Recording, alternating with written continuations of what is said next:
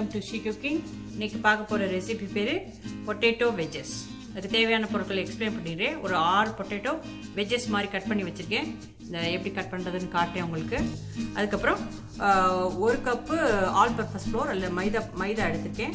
அதுக்கப்புறம் 2 tablespoon வந்து chilli sauce, 1 tablespoon chilli powder, 1 teaspoon pepper powder, black pepper powder, 1 teaspoon garlic powder, 1 teaspoon salt, 1 cup buttermilk.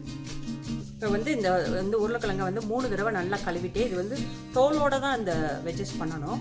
First வந்து ஹாஃபாக cut பண்ணிக்கிறணும். இந்த ஹாஃபை வந்து மறுபடியும் இப்படி ஒரு ஹாஃபாக கட் பண்ணி, அதுக்கப்புறம் 45 டிகிரி ஆங்கிளில் இந்த மாதிரி ஒன்று, அதுக்கப்புறம் இந்த மாதிரி ஒன்று பாருங்க, இந்த மாதிரி வரணும். அதுக்கப்புறம் இதே மாதிரி இதை ஹாஃபாக கட் பண்ணி 45 டிகிரி ஆங்கிளில் இது ஒன்று, இது ஒன்று, இந்த மாதிரி பொட்டேட்டோ வெஜ்ஜஸ் உங்களுக்கு இந்த மாதிரி இருக்கணும்.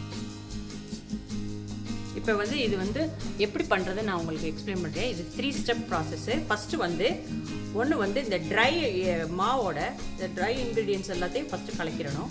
அதுக்கப்புறம் இந்த பட்டர் மில்கையும் இந்த ரெட் சில்லி சாஸையும் ஒன்றா கலந்துடணும். வெட் இன்க்ரீடியன்ஸை ஒன்றா கலந்து இதை ஒரு பவுலில் வச்சுக்கணும்.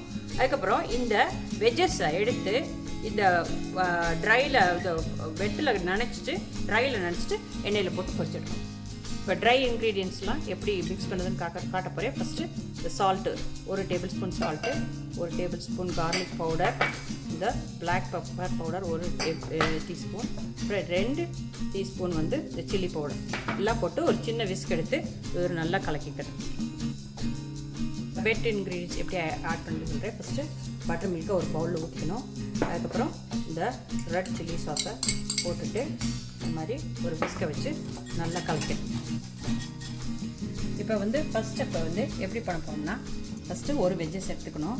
எடுத்துகிட்டு இந்த butter milk and chilli sauce போட்டுக்கோம்ல, அதில் நல்லா டிப் பண்ணிக்கணும். இதுக்கப்புறம் இதை எடுத்து இந்த ஃப்ளவரில் மிக்ஸ் பண்ண ஃப்ளவரில் நல்லா ஒரு டிப் பண்ணிக்கணும். டிப் பண்ணிவிட்டு அதை அப்படியே எடுத்து இந்த எண்ணெயில் போட்டுக்கணும். நான் இன்னொன்று டிப் பண்ணி வச்சுருக்கேன். அதை வந்து இப்படி நம்ம ஒன்றா எடுத்து போடணும். இப்போ ஒரு தடவையில் நம்ம வந்து 5 to 10 பீசஸ்குள்ளே தான் போடணும். ரொம்ப எல்லாத்தையும் ஒன்றா போட்டு எடுக்கக்கூடாது. ஒரு 1 to 2 மினிட்ஸ் நல்லா குக் ஆகணும், கலர் மாறணும். இப்போ 2 மினிட்ஸ் to 3 மினிட்ஸ் நான் நல்லா குக் பண்ண விட்டேன். அது குக் பண்ண பிறகு இந்த கலரில் வந்தவுடனே நீங்கள் எடுத்து இந்த கூலிங் ரேக்கில் இப்படி வச்சிடணும்.